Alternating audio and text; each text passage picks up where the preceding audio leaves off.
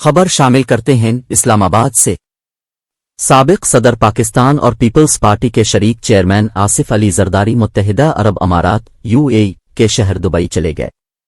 ذرائع کے مطابق آصف علی زرداری خصوصی طیارے کے ذریعے کراچی سے دبئی روانہ ہوئے۔ ذرائع نے بتایا کہ سابق صدر آصف علی زرداری دبئی میں چند روز قیام کریں گے۔ بتایا گیا ہے کہ پاکستان مسلم لیگ نون اور پیپلز پارٹی کی قیادت میں ملاقات کا امکان ہے۔ میڈیا رپورٹس کے مطابق سابق صدر اور پاکستان پیپلز پارٹی کے شریک چیئرمین آصف زرداری اور چیئرمین پیپلز پارٹی بلاول بھٹو دبئی میں موجود ہیں۔ پیپلز پارٹی قیادت کا آج نون لیگ کے قائد نواز شریف سے ملاقات کا امکان ہے۔ پیپلز پارٹی کے دیگر رہنماؤں کو بھی دبئی طلب کر لیا گیا۔